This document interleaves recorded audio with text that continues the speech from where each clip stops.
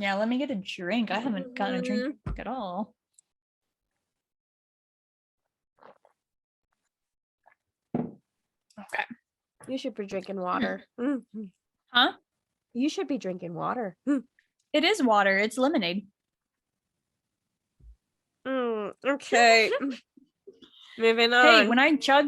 Hey, I'm just saying, I've drinking lemonade all day before and peed, and my pee was clear. That had water in it. Sugar in it. You can't deny that.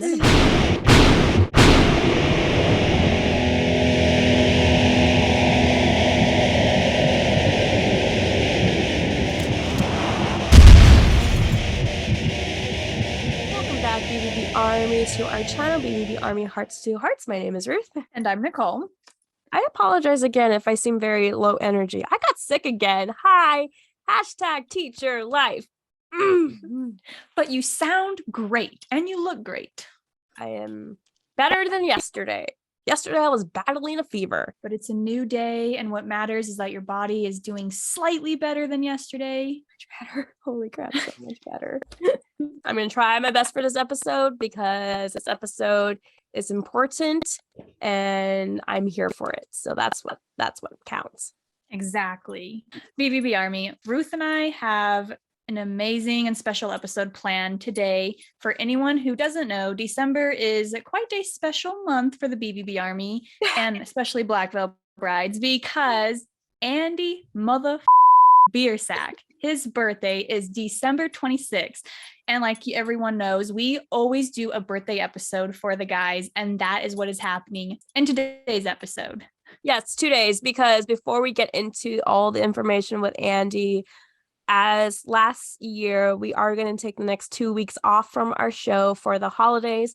We apologize. I know most of you look to every week and stuff for our episodes, but with the holidays coming up and everything, things get busy for both of us that we are going to be taking the next 2 weeks off, but it's a good chance to binge watch all the other episodes. Gives you guys a chance to catch up on any episodes that you may have missed in the past. So this is an early birthday gift for the one and only Andy Biersack. Yes, and we do want to also apologize to anyone just in case if any kind of misinformation is said, but we want to point out we are getting all the information from Andy's book. So it's coming from Andy himself. Andy's book, and that's on mine. I put colorful bookmarks. I did my research on this. Yes. Again, we are apologizing. Chris, Amy Biersack, hello, if you're watching this. We hope we get every single fact right. Again, we went to the main source, his book. Andy, we went to your book too, so we apologize if we get any facts right. And we do know that there's so much information out of Andy, not only from his book, from obviously the Andy Show, any interviews that he's done, from magazines, radios, videos too, that there's so much information out there about this man that if we were going to dive into every single interview that he has done and information's out there, this video, I don't think it would be 4 hours. It would be 10 hours. Let's face it. It'd be a whole day's worth. Keep the makeup, you guys. Ruth and I pretty much did very similar Andy war paint. And please know, every time that we do a birthday episode, we don't tell each other which war paint we're picking from the guys. We just go for it and surprise one another. Yes, we do. We went with the same kind of eye makeup type deal. One thing I love about Andy's war paint is that one line that he does every single time. I don't know why. It's just captivates me. I love it. So that's what I have going on. This close to doing that today, but I was like, no, I should have. It's okay. It's okay.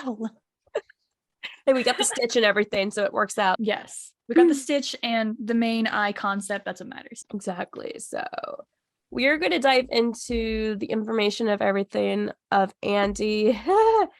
There's a lot of information that he provided us from this book. Again, a lot of colorful bookmarks right here that I did. And I told Nicole this later on the week and stuff, but riddle me this. I was able to get 4 pages of notes on Andy, just on his book. And yet in college, I had to drag myself to get notes to get my degree. Because Black Veil Brides is worth it. This is knowledge that we can actually retain. So just like in every past episodes of all the guys' birthday videos, we're going to start in the main points of Andy is in his childhood years. Let us start off. Like we said, he was born in December 26, 1990 in Cincinnati, Ohio. And obviously the Army knows this kind of already, but Chris and Amy Biersack are his parents of usual. And Chris showed this a lot on social media that his parents are very supportive of Andy no matter what he does and put his mind to, and that they're his first heroes. Full name is obviously, if anyone doesn't know, Andrew Dennis Biersack. And as Ruth said, Amy and Chris are his parents, and he's also extremely close, both with his mom and dad and his grandparents as well. Some information I read over his books is that his mom taught him value of kindness over wealth, and that is actually his mom who taught him how to do the basics of makeup with eyeliner and stuff. And that I know that's kind of, I was laughing so cute. I was like, oh, okay, that's cute and stuff. And growing up, that Amy had a very busy work schedule, but again, Amy did everything she could. And in the book, Andy would remember his mom coming into his room to kiss him goodnight and stuff, even though he was asleep. So with that, he did spend a lot of time with Chris during his upbringings. And I was laughing at this part in the book that Chris would come up with reasons to get Andy out of school to go to baseball games. That must have been so fun for him, though, getting out of school. Like, I wish that my parents would do that with me when I was younger. My parents would not. They would want me to get my education. That's the same here. But with that being said, Andy's also that he's a huge family person. He didn't really have many friends growing up, actually. He was kind of more on the loner side. He spent most times hanging out with grandparents, cousins, and in his book, he did actually state something that I think is actually just absolutely amazing.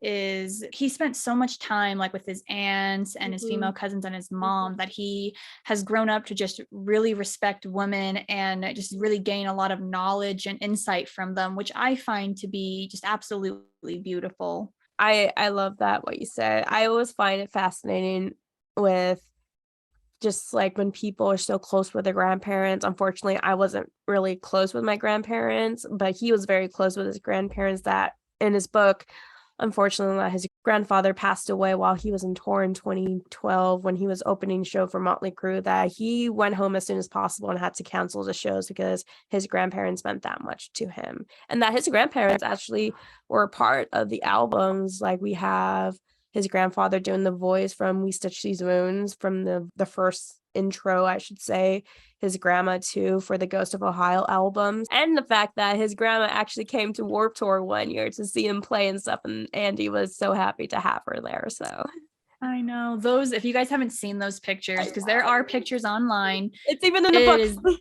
Yes, they're in the book as well. It's absolutely adorable. It's freaking amazing. He's definitely a family man, and it just makes my heart warmed up. It's just so amazing that he cares about his family. He's very close to his family and everything, and that for him to cancel shows to go straight back home and stuff, like that shows a lot. It really does. And, you know, I feel like that's kind of maybe one of the more beautiful aspects of not really growing up and hanging out with as many kids is it does give you that opportunity to spend more time with your family and getting to know them and how they grew up and just getting to know their life. And something that he also had stated in his book is that he kind of almost felt too intelligent for other kids as well. They kind of seem too childish for him. And this is like a child saying this at age, what, 8 years old? I'm too smart for these kids. Well, I mean, Andy's very intelligent. I mean, come on, there's no denying that. That's why maybe that's one of the reasons why I get so nervous around him, because I don't want to sound dumb. That is the same here. I'm like, vocabulary, like I just need to like English, pull up a whole vocabulary list when I'm talking with him. I know, it's just like, I can't English with you, sir, because of these reasons, because you're super, super intelligent. I know, like I feel like I'm intelligent on paper, but when speaking, I'm just like, duh. I'm just intelligent in art. That's it. Along with that intelligence, though, I feel was heavily influenced by one of his favorite bands, Kiss, growing up.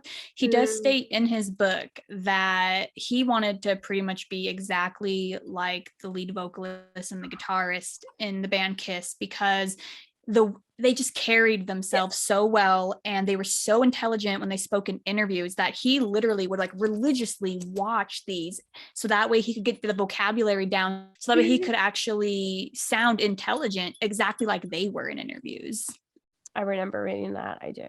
I think he even said like how Paul from Kiss spoke his intelligence and that he was fearless when he calls upon defending his band too, that he wrote in his book. Yes. And for anyone that doesn't know, Andy's very first album that he bought was the Revenge album from Kiss.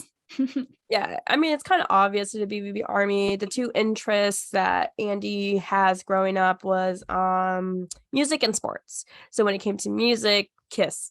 It was Kiss. And Kiss because his dad had cards of Kiss and that he just found and started looking through it and just got amazed by his band. He even said in his book, like, he believes he's an even bigger fan of Kiss than his own dad. I know, that had me cracking up, but I believe it. Is yes. it true, Chris?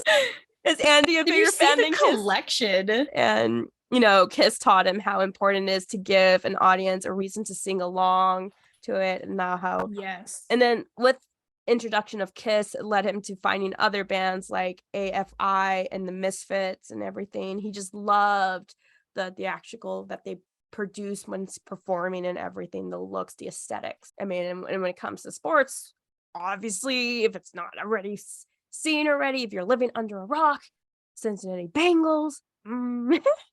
Who day? I know.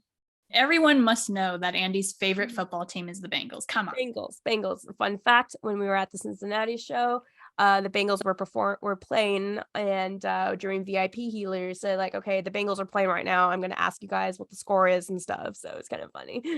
So along with sports, if anyone doesn't know, Andy also grew up playing hockey. A little fun fact with that, he found like the hockey mask to be really cool and captivating, almost like Jason Voorhees from Friday the 13th, which is actually what later on got him into hockey. His dad even co-founded a team with another family, and they ended up naming the team the Cincinnati Swords.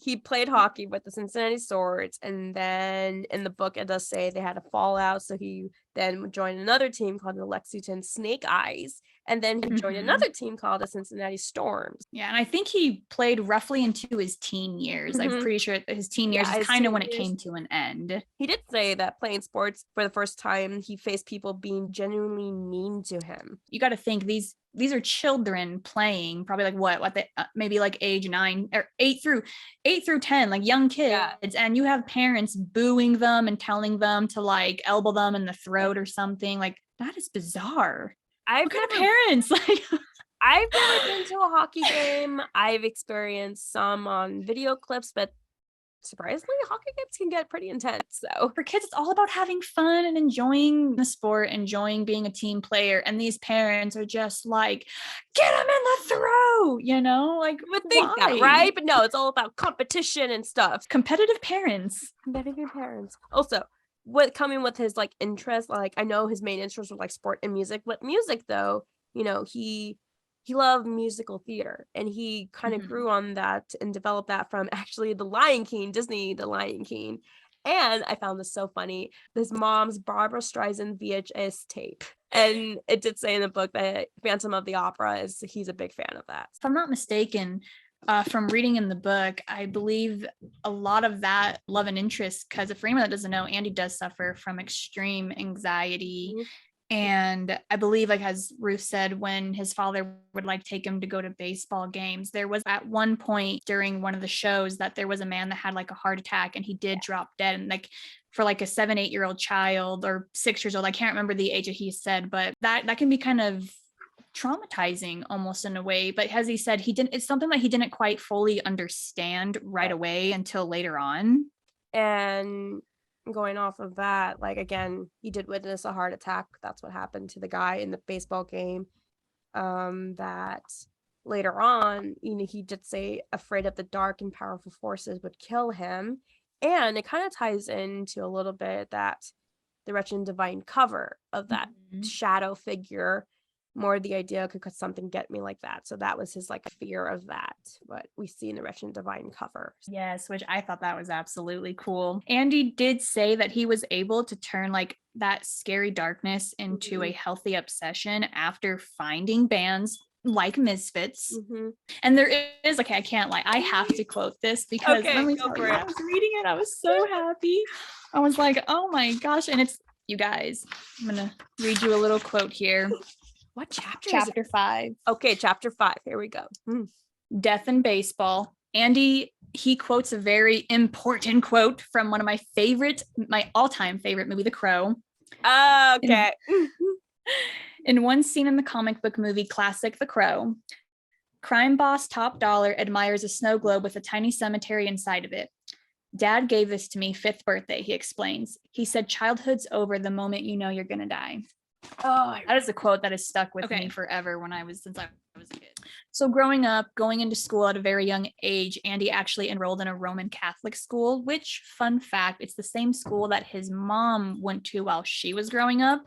I believe that Andy started going there in 3rd grade all the way up to 5th grade. He actually ended up getting booted out because they claimed that he was not Catholic enough. And then the school proceeded to like guilt trip his parents, like make them feel guilty about everything. It's a pretty shitty situation. I do not whatsoever support that school environment or district as an educator. Say someone, you're not Catholic enough to be in the school. I'm sorry, what? Seems kind of judgmental to me. Very judgmental.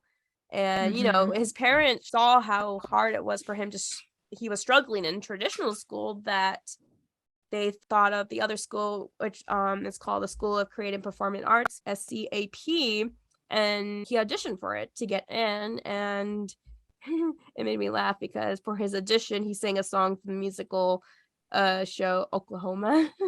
That was funny.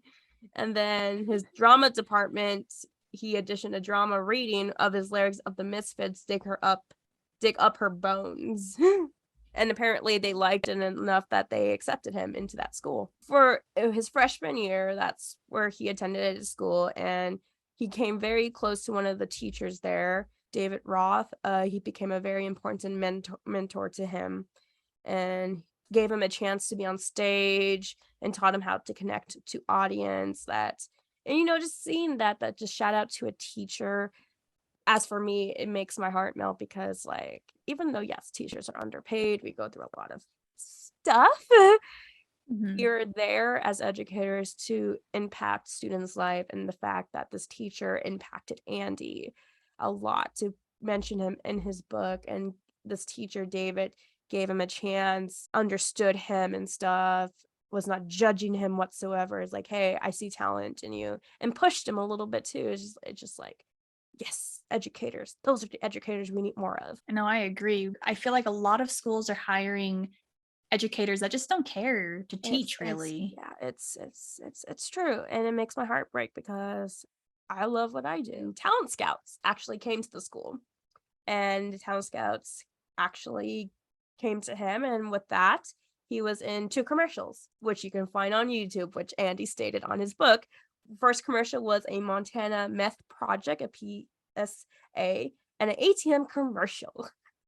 Did you actually go and like watch those? I remember watching very first time the meth project one. The AT&T.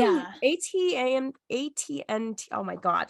AT&T. Thank you. AT&T one. I had no idea until I read the book, and I'm like, what? And so I looked it up, and I'm like, there he is, like barely vaguely in the background. I'm like, okay. That meth one, so a fun fact, I actually found that while in school. Oh, like, I can't lie, doing like some deep digging, some research on Andy for like a school project. And that's what I came across that, and I was like, no way. He did a good job acting in it. Like, damn, scared the shit out of me. I didn't want to do meth. Yeah, he did a really good one on that. Obviously, that was very successful for him. He got some money off of that. But it does say in the book, like, oh my God, when I read this part in this book, it made me so mad. Like, honestly, Andy, I am so sorry this happened to you your freshman year over there at that school. That after he came back from doing those commercials, the director who brought the Tout Scouts to the school was no longer there when he came back. So the replacement didn't see his merit to his trip. So they would say they had to stay back a year, even though Andy talked to the school and admin saying like, and admin made this whole plan, like take this binder and stuff to do your work. You'll still be good and stuff. They didn't accept it at all. They like, no, we're not going to accept it. You're going to be held back a year. And Andy did not want to go through that. He didn't. When he left that school, it brought back the isolation feelings that he had again, because he really enjoyed that school. He felt accepted in that school. Yes. And that school is actually where he met one of his really good friends, Chance. Oh my Anyone who does not know gosh. who Chance is, Andy and Chance have created a really fun YouTube channel together back when they were younger. Those They just videos created are the most gold. Yes, the most randomest and funniest skits you guys will find. Lightning Thunderstein. Y'all know what I'm talking about. Oh my god. Hello, my name is Lightning Thunderstein, and I want to wish you a Merry Hanukkah. They were just so random, the Andy and Chance videos. They're so random. I remember one, I think it was a skit that they were doing. Were they like drinking Coke or something? And they just like, keep going. Andy, don't stop, keep going. I'm here watching this in high school, and I'm like, why is it so hard to drink Coke? I thought the whole thing was, I just thought that maybe Andy just didn't like soda. Maybe. Or here I am thinking, like, do they have Mentos in their mouth and that's why they can't drink it as fast? That could have been too. I have to really like go back. I watched these religiously in school. You could still find clips. I don't know if the original account is still up or not on YouTube. It may have been taken down. But for anyone that has like shared it on other channels, like you might be able to find bits and pieces of it. There was one skit that they did where Andy was dressed up as Sweeney Todd. I thought that was the coolest thing ever. I know. Made a damn good Sweeney Todd. Yes, he did. Whew. As you said, not being able to go to that school brought him back to like isolation and everything. And I believe, if I'm not mistaken, that's when he started to be homeschooled. Mm-hmm. But along with that, this is kind of like the opportunity that was given to him because he found MySpace. Good old MySpace. I miss MySpace. Nah. You didn't care for it too much? I loved it. Really. I was mostly into YouTube. See, that's fair. I wasn't into YouTube. I was more into MySpace. I don't know why. It was a thing, but I made one because everyone else was making one. Whatever. Yeah, you're like, just follow the trend or whatever. But Andy spent most of his time on MySpace. That is truly where he connected and found other people who felt the same way he did. They enjoyed certain things, and it was a way for him to talk to people about the things that he enjoyed as well, other people that would actually understand and listen to him. And that's where Andy6 came, his username. Andy6 came from MySpace. Yes, come on. MySpace wasn't about using your real name. Like, you had to have like some sort of stage name on MySpace. There was like weird like usernames like RAR, XOXO. I actually don't even remember my username. I don't remember mine either. But I think along with that MySpace, that's when Andy started doing some video vlogs. For anyone who may have come across some of his really great mysterious vlogging. Oh my God, I just have to point out snowing one. Yes, I was just gonna thank you for bringing that up. How many motherfuckers can he say in that sentence? I don't know, but it was a lot. It was like every sentence. Snowing like a motherfucker outside right now, and motherfuckers snow a lot. I don't know if you know about that, but in the early 1920s, motherfuckers used to snow a lot. I'm talking like 30 feet of snow per motherfucker. My favorite vlog that he did though was when, all I can remember, the only like thought that I have in my head right now is when he's like, the chair is not working for him. Oh, yes! It keeps like falling apart or something. There's no more chair. Yeah, I know. So the chair is dead. Oh my God. The chair that I'm sitting in right now is falling apart.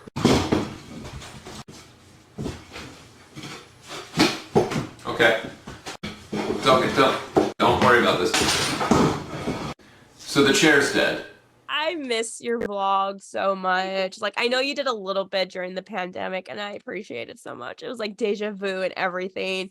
Do your DIY V-cut shirts and stuff. Your old vlogs too about the snow, the chair is dead. You did some Chair is other dead. ones too, but it was just like, Andy, I miss your vlog so much. I know, me too. Oh, Bring it all back, good sir. they're so quotable. I'm sorry, they are. They are. No, they are. Like, you guys have been noticing, we've just been quoting it this whole time. But like, that's what Andy did to stay really relevant on MySpace, you know, because MySpace is kind of a way, it was a music scene, to be honest. And that's where he started to like put his music, and he would do vlogs. That's where the pictures came in, you know, taking photos of himself and dressing up, because one of his biggest things was stay relevant, you know, keep putting yourself out there. More people will come and they will actually pay attention to what he's doing. And they did. He created a huge fan base just simply off MySpace alone.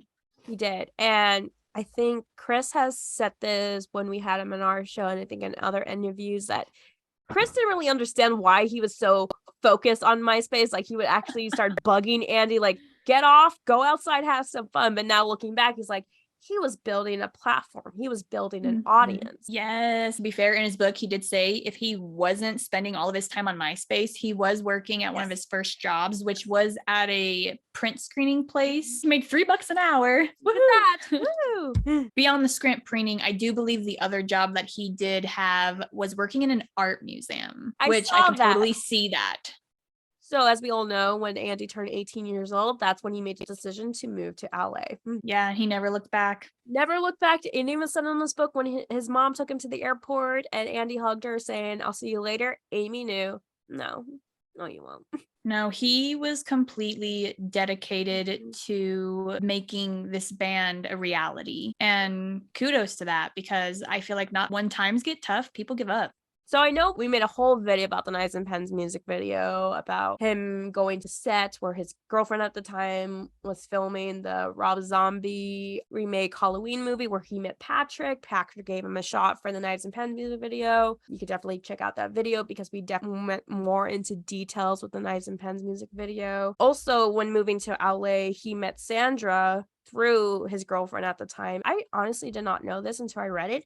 It was actually Sandra who introduced Andy to Richard Villa III. I found that quite interesting as well when I was reading the book, because I always wondered how they came across each other. And I was like, oh, it was Sandra, because I think BVB Army, if you don't know who Richard Villa III is, he is the artist who has done all of the covers from Lisa Cheeseman's to Veil. He is very close to Andy. Andy pretty much thinks of him as a brother and everything. And they're just super close. And Richard Villa III has an exhibition, a show, art museum in LA. And at that time, I think it was 2009, he was looking for a band to play in his exhibition. And Sandra said, what about Black Veil Brides? So a little fun fact, while Andy was also living in Los Angeles, this is at a time when all the old members are out and you now have Jake Pitts and you have Jinx. Andy and Jake actually ended up sharing a apartment together known as the Compound. They also had like 3 other people living with them. Very small place. And this is a 1-bedroom apartment, by the way. 1-bedroom apartment. Almost like a studio. So like very small, and you got like 4 or 5 people living in there. It became a very infamous amongst LA because there were parties. Like, it was a party house. Yeah, literally. Every night. I think Andy described it as, it definitely looked like a sketchy club, like a sketchy rock club that you would walk into, because I guess when people came in, they would just hand them acrylic paint and be like, yeah, doodle all over the walls, do whatever you want. Like, what? I mean, to be fair, like Andy was like, what, 19, 18 when he got the Compound? He was young, a teenager. And so, you know, as a young adult-ish, we do stupid things. Yes, we do. And I believe that this is also at a time where Black Veil Brides had kind of really gotten their first big break and gotten that check. And it was kind of like a dream of theirs to kind of spend it on their favorite alcohol. Oh, yes. The one they got all tattooed on their arms. Seagrams. I actually have that written down. Okay. I love Seagrams, you guys. Really, it's delicious, honestly. Ruth, was it your first time having Seagrams when you came over? Mm-hmm. What did you think of it? Oh, it was good. Better than... It was good. Truly's or Mike's Lemonade and stuff. But that is actually at a time when Andy actually got a Seagram tattoo. He actually has 2 Seagram tattoos, in fact, one of which has the words American rock and roll surrounding the number 7 Seagram. And the other tattoo is a koala holding a Seagram that is dressed as Andy Biersack. I remember that tattoo. I know. It's so cute. And I always wondered, I wonder the story behind that. So now I know and I'm happy. Now you know. Seagrams. Compound. Seagrams are great. Try them if you haven't. Kind of tracking back just a little bit. As OG BVB members know, the very first EP that Andy was a part of, I guess, of Black Veil Brides was the Sex and Hollywood EP. That was the very first time Andy was in a recording studio, I should say. Mm-hmm. And he does say in his book that he didn't really write much of the songs that came in that EP, like A Devil for Me, Hello, My Hate, and Sex in Hollywood. He didn't have much impact. He didn't really write the songs of it. So, but it was a way for the name to get out, that's for sure. Yeah, I believe he said he just wrote like a few verses. Yeah, and he wrote a choruses few. for him. He didn't like rewrite the whole thing. He had a little bit of input to it. I know. I thought that was a little bit of an interesting fun fact too. But one thing that he did not mention in the book though that I was a little sad about was that song "This Prayer for You." Still wondering, Andy, is that a song that you wrote, or was that also kind of something that was just verse and choruses? But along with that, though, he did mention that when it came to the songs We Stitch These Wounds and The Mortician's Daughter, he came up with the concepts and the lyrics for those 2 songs before the actual album We Stitch These Wounds came out. Yes. And then with We Stitch These Wounds, it was April 2010 was the first recording of that very first album. One also little fun fact about the Compound is many drunken nights, you guys, lots of parties, and sometimes, I think they said that they would invite over some friends, but then, those friends bring more friends, and then it becomes like this huge gathering. Someone very special actually came into that compound. Juliet Sims actually walked into that compound with one of her friends, but Andy and Juliet never saw each other, never talked to each other. They didn't even know each other at that time, obviously. So it is a little funny that they came into each other's lives and didn't even know it. That is hilarious. We mentioned in the compound there is a lot of drinking, and Andy does say in his book that, he drank a lot during his young years, and he does say that throughout the whole album's recording, he was drunk. He drank a lot. And it does say during the 4th album that he convinced he had to be drunk to be at his best creativity side. And drinking, I get it. Like, you're a rock star, you're trying to fit in and stuff. But it wasn't really until one of his close friends, Chris Hawley, who was the guitar tech during BVB and stuff, they would have very deep conversations and everything. And their last conversation that they had was about self-loathing and self-destruction and everything. And then that was during when they were touring. And then Andy came back and just slept because he was exhausted. When he woke up, next thing you know, he got all these notifications, unfortunately, telling that his friend Chris Hawley passed away.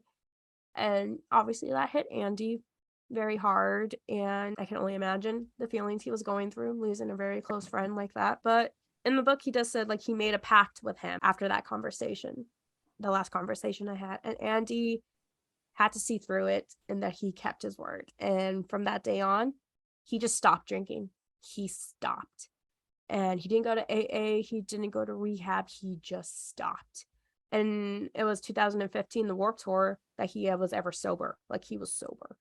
And he accepted the fact that he's just anxieties and he's anxious all the time and everything.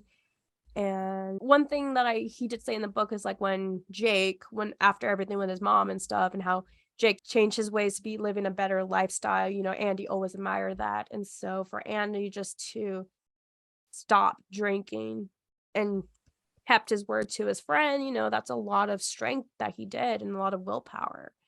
And I'm sorry, Andy, that you lost your friend Chris like that. In fact, his first time recording an album sober was his solo project, The Shadow Side. Yeah. Pretty much Set the World on Fire, Wretched and Divine, Black Veil Brides 4. Those were all recorded while Andy was piss ash drunk. Mm-hmm. And if you guys listen to his solo projects and then you listen to the album Veil and Beyond, I'm pretty sure you guys can notice a difference in his voice. Like, I know that Andy does say in the book that he sounds much better, which yes, he does. Like, I feel like when he was drunk, there's more of like that raspiness to it, and more, and where now it's a lot more smoother. You know, Andy has admitted that he's done some really stupid shit in the past that he probably should have, but he was young, still learning in that business and how to handle it and stuff. And, you know, again, for him just to quit drinking in general, and now look at him now, he's living better. He looks amazing, but you could definitely tell the difference in his voice for sure. You can. The willpower to just stop drinking cold turkey. I mean, kudos to you, Andy, because Seriously. that's not something a lot of people can say that they have done. And the fact that you were willing to do that and never look back, it's incredible, and it speaks for itself. Andy Black. Okay, so BVB Army knows is that Andy has 2 solo projects that he did, The Shadow Side and Ghost of Ohio. And as we just said, Shadow Side was the very first album that he did sober. And The Shadow Side was released on May 6, 2016. He did say in his book that he wanted to experiment with more of a synth bass sound. He wanted to experiment with sound and stuff. And he even said The Shadow Side demonstrated his fuller understanding on the positive things he has in life. And actually, when his friend Chris Hawley passed away, Beautiful Pain, he wrote it about him. And it was actually The Shadow Side, when making that album, it made him fall in love with making music again. Because, you know, the BVB Army, when The Shadow Side came out, you know, there was a lot of things going around, especially when Veil came out and everything and stuff, and things that happened behind the scenes and stuff. Like, just to hear that making The Shadow Side made him love making music again, it just makes me happy. Which later Andy ended up releasing another solo project known as The Ghost of Ohio, which was released April 12th of 2019. With that came the Ghost of Ohio comic book as well. Check it out if you haven't. Comic book was released on May 7th, 2019. Yes, I believe, if I'm not mistaken, like when you pre-ordered the album, I think that was another thing that you could pre-order with it, wasn't it? Yes. Or was that like its own separate thing? I thought it was separate. It might have been, but I'm pretty sure it was like kind of near the same time frame of pre-ordering the album. But if you guys even watch the music videos that were released with that, The Ghost of Ohio, that's basically all about his old haunts. It's super incredible. We highly recommend checking it out because there is so much information that you will find with that album. And with the release of both of these albums and The Ghost of Ohio and stuff, obviously Andy went on touring for these albums, first with The Shadow Side and then with The Ghost of Ohio. It was the Ghost of Ohio tour that Lonnie Eagleton performed with him during that, and that Andy was completely enamored by him, was like in awe by him, was like, who is this beautiful angel? This is funny though, because like Lonnie was a fan of BVB, but Andy did not know in like for months that Lonnie was a fan of BVB until I guess either he found out or Lonnie told him, and it's like, yeah, I'm a fan. It's like, dude, Lonnie's hair was wild on that tour too. Yes, it was. I still remember the guitar battle in the Ghost of Ohio tour. Perfect. But yeah, I mean, with Lonnie touring with Andy, they got close and everything, and that Lonnie brought the energy that inspired him to bring back to the band's purest form of Black Veil Brides. And if anyone who did go to the Ghost of Ohio tour, you can definitely see the energy that was brought on stage. I, for one, can definitely say that just being there and witnessing everything, Andy and Lonnie clicked just like that. There's so many jokes on stage with Lonnie. I mean, he was picking on him, but it was absolutely adorable. Was beautiful. I was like, I don't know, like when I went to the Ghost of Ohio tour, like I saw Lonnie with his awesome hairdo and doing what he does on the guitars. I'm like, he's a really good guitarist, and it's just like, he's really cool. I like him. And then when the Night EP came out with the 2 music videos, I'm like, that is Lonnie. I was flabbergasted, honestly. So we're sorry if we're kind of like going off here and there, but we kind of do want to bring it back here for There's just a lot of information. There's so much information, you guys. Once again, we highly recommend reading getting his book, reading it. Right now, we're just taking little tidbits from it and just kind of throwing them at you here. But we did want to address like his religious aspects in life. So as everyone knows, Andy is not really a religious person at all, despite him going to Catholic school and everything. He was actually completely enamored and fascinated when going because of all the pictures and the stained glasses. A lot of that, it appealed to him. You know, it was very gory and graphic, and something like that just caught his attention. And for anyone who has been listening to Black Veil Brides for quite some time, you may have noticed some religious aspects in songs that he does write. I do feel that you hear a lot of it in Wretched and Divine and Four, actually, but believe it or not, there is a little bit that you do actually hear in We Stitch These Wounds, something that I had taken down from what he had written in his book, Sweet Blasphemy. And this is where I'm like completely. I knew you were going to say that. I'm going to let Nicole say that because that's her favorite song. So I love Sweet Blasphemy. So you all know, like, that is literally the anthem for Outkast. And something beautiful about music is we all view it differently. It speaks to everyone in different ways. And for Andy, he had stated that, I'm sorry if I'm butchering this word, you guys, but a lot of the religious iconography and history has resulted in what he stated inner turmoil and conflict that came out into the lyrics of Sweet Blasphemy itself. As he stated, the song isn't an anti-Jesus or anti-religion, but an anti-exclusion. It's against the idea of faith as a weapon against those who don't share it, And I was just completely mind blown when I had read that because, you know, I did notice a little bit of like religious aspects, as I stated, in Wretched and Divine and Black Veil Brides 4, but I never really considered it in We Stitch These Wounds. So after reading that, I really had to like take a step back and go and re-listen to We Stitch These Wounds and re-listen to Sweet Blasphemy to completely understand. And I highly recommend for anyone that didn't fully know the religious stuff, like you should definitely dig deeper when listening to these, all the Black Veil Bride albums in general, because they hit it in every single album.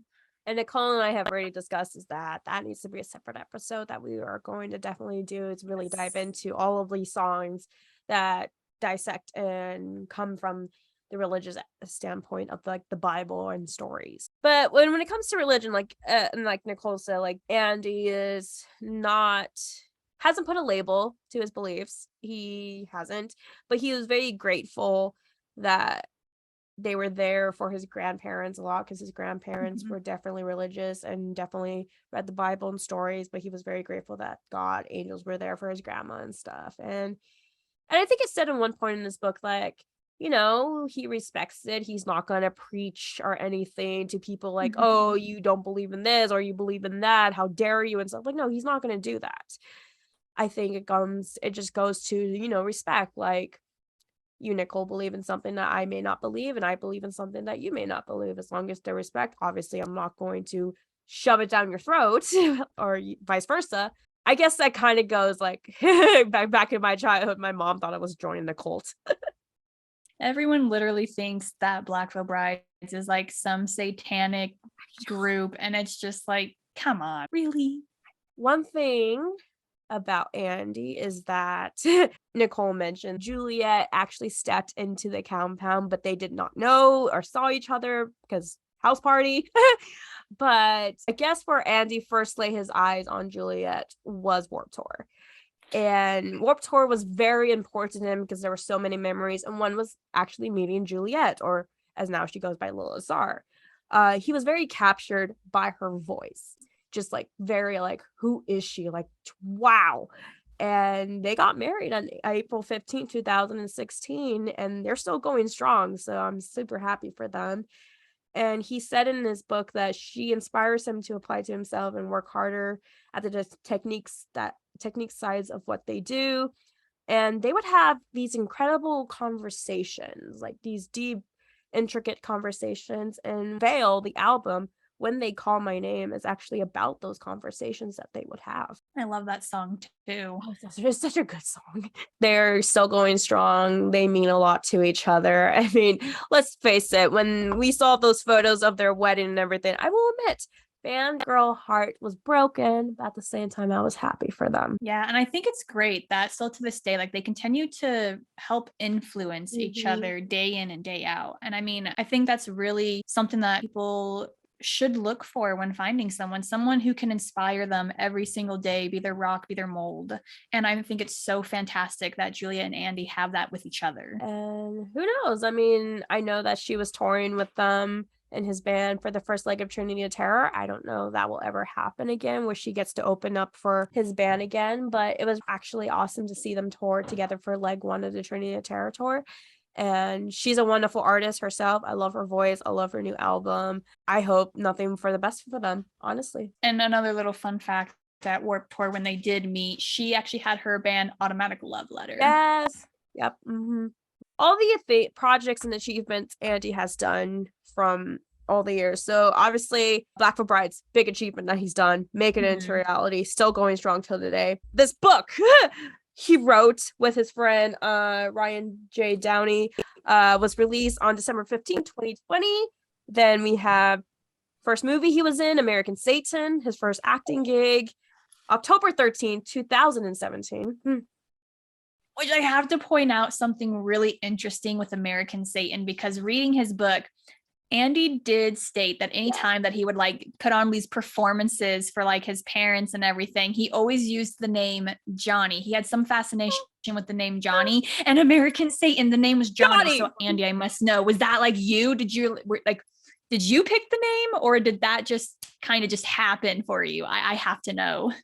We must know now. And with American Satan, as we all know, was a spin-off TV series on Amazon Prime called Paradise City. Season 1 was released on March 21st, 2021. Wow, really? Wow. Yeah. So there's that. And Andy's been a big part of Never Take It Off jewelry line, which I have multiple of. Oh my God. Not to mention all the magazines that they've been in. Like Andy did state in his book that he wanted to be in magazines like Revolver, Kerrang, and Outpress, and he did it in every single one. You did it. And then albums, solo projects, graphic novel, even with the Fans of Tomorrow, still waiting for issue 2. And Golden God Awards. You cannot forget the Golden God Awards, all the awards that he has won. I believe he has won like Best Vocalist. And he also win, wasn't it?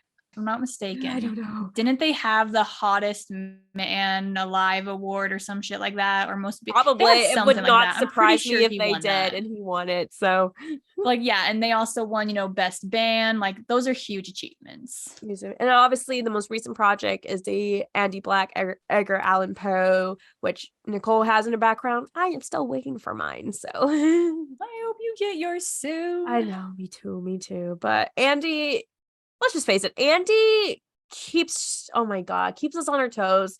He always is doing all these projects. He even says on the Andy Show, which we haven't even talked about yet, the Andy Show was a thing he started doing on Patreon, which the first episode was out on November 7th, 2016. Which, you guys, the Andy Show is only viewable on Patreon. We have released like mini episodes on their YouTube channel and stuff, so you could definitely look that up. But it was funny because the Andy Show, I think Nicole forwarded me the link because his mom, Amy, did like one interview with these 2 other ladies, and they were talking about Andy and how I think either it was at one of the schools he attends, someone say, this is not the Andy Show, and here comes the podcast on Patreon, the Andy Show. So we could go into so much detail about how the Andy Show came about, but we highly recommend that you guys read his book. He goes into great detail about how that came about. Yes. It's worth the read.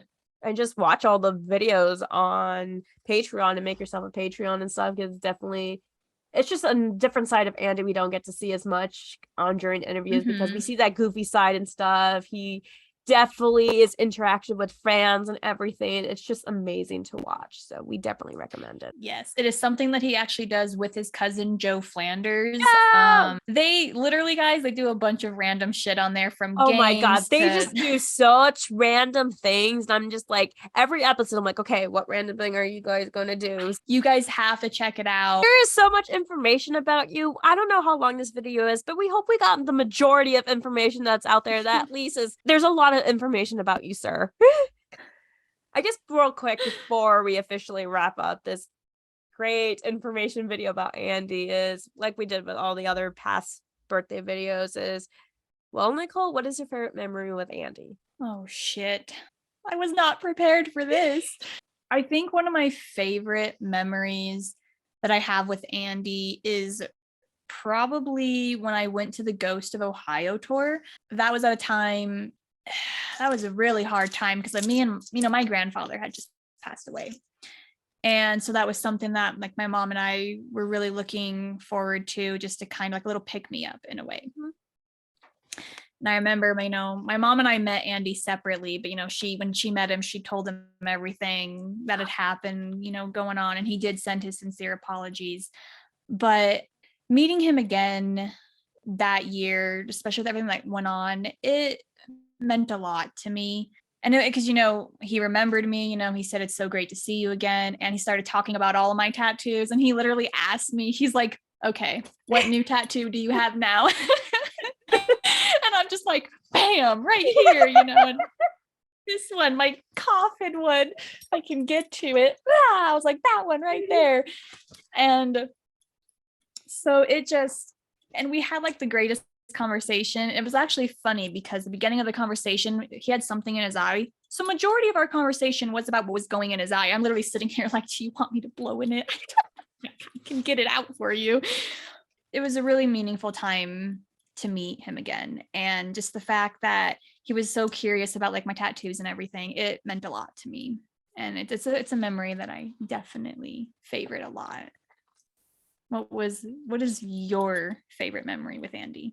Well, my memory unfortunately did not happen in person. This was virtually, but it meant a lot to me though. As you know, Nicole, you were part of my personal channel when I did the BVB stories and everything. And again, Chris, thank you so much for sharing that. That does mean a lot. And here I was just like ready, like I was already happy that, fans were enjoying it. And so the videos were out, and I was just hoping that, I was, that fans like, oh, I hope maybe Andy can see this or something. And, I kind of accepted the fact like he might hear about it, but he's not going to watch it.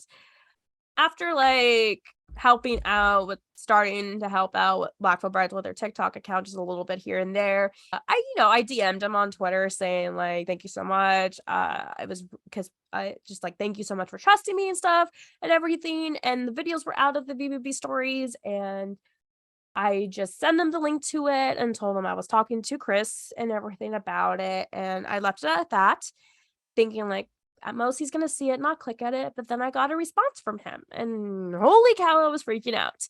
And this is what he said. So he said, "Hey Ruth, I finally had a chance to watch the full videos. I just want to thank you again for doing this, and for everyone in the videos sharing their stories. Sometimes when you create art and put it out into the world, it's hard to grab how it affects people, and hear these stories of how these bands and songs have shaped so many people in a positive ways just makes me so incredibly happy and thankful. All I've ever wanted since a kid was to be part of something, and to hopefully create a community where people had some sort of struggles that I had to deal with in my life could feel that they weren't alone, and see how much BBB has meant to everyone in these videos. It's just amazing. Please share my sincere thank you with everyone in these videos. Once again, I can't tell you how much we appreciate the work you're doing." I may admit, I was screaming and crying at the same time reading that. And in one episode of the Andy show, someone sent him the link to these videos, and he shouted me out in the Andy show. And that was a good time because I was dealing with some bullshit with my ex and everything. So I was just kind of like in a mentally not a good place. And here I was watching the Andy show, and he's like, some fans send me these links from Ruth, and I just want to advocate. Please go watch these videos. I enjoy watching these videos. Thank you to all the fans who were so nice and everything to be in these part of this side project that Ruth did and everything. And I was crying like a little baby, because here I was thinking like, I'm just going to make these videos happen. If I get 2 fans, awesome. No, I got more than 2 fans. Thank you again, Chris. And then the fact that Angie actually saw them, it just, yeah. I am so much an emotional person. Stop it, Ruth. Hey, it's never a bad thing though. Yeah, I would say that was my favorite memory. So No, I think that's actually an incredible memory to have, to be honest. That's one that I know that you will cherish forever. oh, bye. Andy, if there's a chance that you are watching this video, I just want to wish you the utmost happiest of all birthdays. I hope that it is spent literally exactly how you want it with your loved ones and you just have the most blissful time. I just think it's amazing the amount of support that you have gotten throughout the entire years of you starting Black Veil Bride. The fact that you have had support from your peers, from loved ones, from family, it's truly incredible. And I know that, of course, you have the support from all your fans as well. I'm so happy with how proud everyone is of you. And in case if you haven't heard it from any of us fans, we are all so proud of you and how far you have come. We just want to thank you so much for starting Black Veil Brides and staying true and genuine to who you are. Because of you, you've created a voice for all of us who couldn't speak for ourselves. And for that, not only are we proud of you, but we are so eternally grateful for everything that you have done. And we look forward to what you possess in the future. Yes, Andy, I know this episode's coming way before your birthday, but happy early birthday, happy late birthday, just happy birthday in general. Honestly, like Nicole kind of said it all, but we are, the fans, the army are so like supportive and proud of you. And we're so thankful and grateful for everything that you have done for BVB, for yourself, and just for us. I mean, you have created a community for us, the misfits, the outcasts, to be a family. Like, you don't know, like, the fandom of the army are just supportive of one another.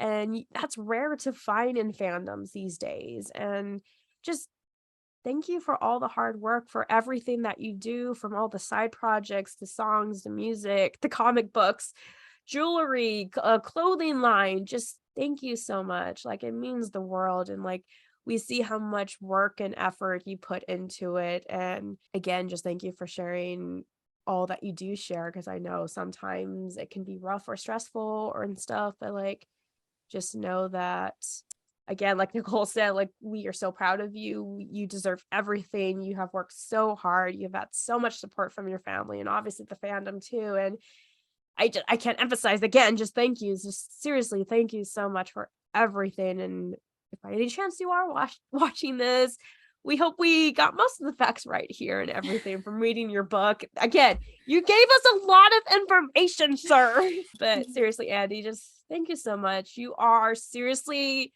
one of the kindest, purest, genuine people, person, man, whatever, human being I have ever met. And I'm so excited to see what you have in store for yourself, for BVB next year and next tour and everything. Again, just thank you so much. And happy birthday, Andy. We are here at the end, guys. We hope you enjoyed this episode. Again, a lot of information's out there about this man, but again, we went to the main source when we thought it would be best to get it. His amazing book. Again, if you haven't gotten it, please go get it. You can find it on Amazon or at the Rare Bird company. I can't remember the company's name again. I think you're right, Rare Bird.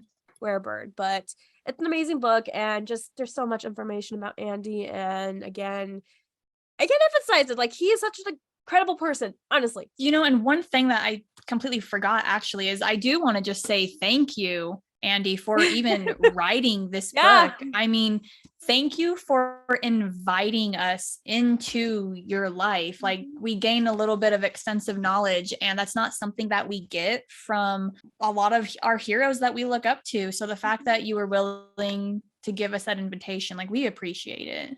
We do. Once again, BVB Army, thank you for watching this video. And just a quick reminder, yes, this is our last episode for 2022. It's bizarre that 2023 is just around the corner. It's just around the corner. And yes, like I said in the beginning, we are going to be taking the next 2 weeks off just due to the holidays. It gets very stressful and busy, I should say, for both of us. So we are going to be taking the next 2 weeks off. We apologize. We're sorry. But expect to see us on January 4th. Is that right, Nicole? I believe so. Yes, January 4th, which we have another special episode planned for that day too. Oh, yes, we do. Back to back. Yep, and possibly a third. Possibly a third. Yeah, there's a lot we have in store, but we are excited for a new year with this channel, guys. Thank you so much for all the support with this channel for this year. Seriously, it means a lot, and we definitely have plans in the work for next year for this channel and everything, guests, fans, and everything, and we're working hard on it and everything. So again, just thank you so much for everything for this channel, guys. It means a lot to us. And again, please follow our social media platforms. Everything will be in the description below. Enjoy the holidays, BVB Army. Happy holidays from us to you. We really hope you guys enjoy the holidays. Take some time off, relax, be with your fur babies, friends, and family. Enjoy the holidays. We hope you guys get all the Blackville Bride merchandise you've been wanting. Hot topic. Go, go, go, go, go, go. Yes. Oh my God, the stuff they've been coming out with now. I'm like, you're give wearing me. the earrings right now. So there you go. Always like this is now going to be like an everyday thing. Yes. So we will see you guys in the new year. We love you. Thank you again for all the support. And with that, 2023. We'll catch you next year. Goodbye. Happy holidays.